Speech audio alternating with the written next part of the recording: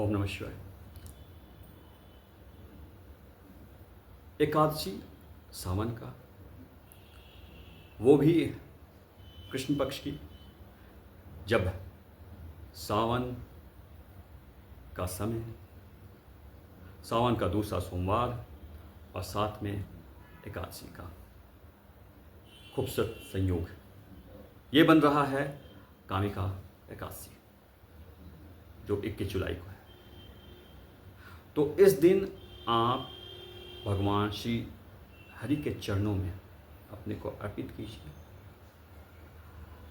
आप किसी भी भाग दौड़ में हैं और आप अगर ये साधना नहीं कर पाते हैं, आपके पास वक्त नहीं है कथा पढ़ने के लिए, तो मैं आप लोग के लिए विशेष तौर पे इस कथा को अपलोड कर रहा हूँ, जी, जो मैं आपको सुना रहा हूँ।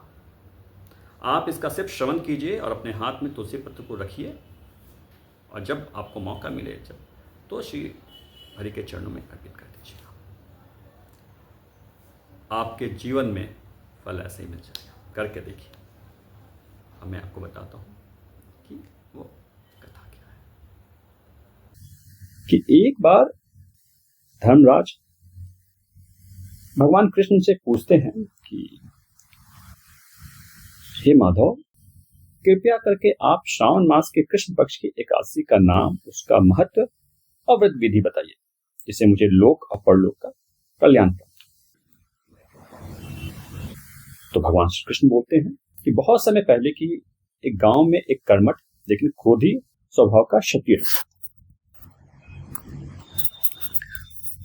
वो धर्मात्मा तो था, परंतु उसका क्रोध बहुत प्रबल था।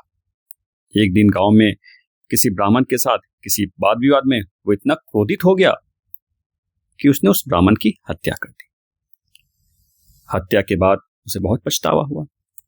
वो अपने पाप से इतना व्याकुल हो उठा कि आत्मग्लानि से जीवन बिताने लगा। लोग उसका बहिष्कार करने लगे। गांव वालों ने उसे अपवित्र और पापी मान लिया। जब उसे कुछ समझ में नहीं आया तो परेशान और निराश होकर वो वन में चला गया और वहां जाकर वो तपस्या करने लगा, परंतु उसकी आत्मा को शांति नहीं मिल रही थी। तभी एक दिन कहीं से एक ऋषि वन भ्रमण करते हुए वहां पहुंच गया। उन्होंने उस क्षत्रिय को देखा तो उसे उसके निराशा कारण, उसके तपस्या का कारण पूछा। तो उसने अपने अपराध को बताया। उसने बताया कि मुझसे कैसे एक ब्राह्मण की हत्या हो गई। ऋषि कहते हैं कि हे वत्स, तुमसे अपराध तो हुआ है, तुमने घोर पाप किया है, परंतु हर पाप का प्रायश्चित भी होता है। यदि तुम सच्चे मन से श्रावण कृष्ण पक्ष की एकादशी का व्रत करोगे, जिसका नाम कामिका एकादशी है, तो तुम्हारे सारे पाप नष्ट हो जाएगा।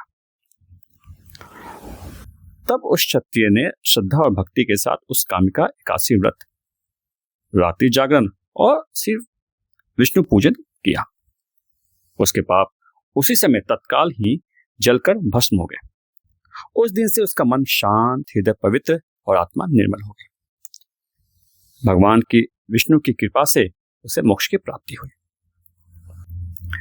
भगवान श्री कृष्ण कहते हैं कि हे धर्मराज, जो भी मनुष्य इस एकादशी व्रत को करता है, वह तीर्थ स्थान, व्रत, तप, दान और यज्ञ के समान फल को प्राप्त करता है। यहां तक कि कुंभ मेले में गंगा स्नान और गौदान के बराबर पुण्य इस व्रत से प्राप्त होता है। ब्रह्म हत्या, भ्रूण हत्या जैसे घोर पाप भी नष्ट हो जाते हैं इस व्रत के करने से या फिर श्रवण मात्र से। इस दिन तुलसी, सालिग्राम और श्री हरि की पूजा का विशेष रूप से महत्व है और ये पूजन जरूर करना चाहिए।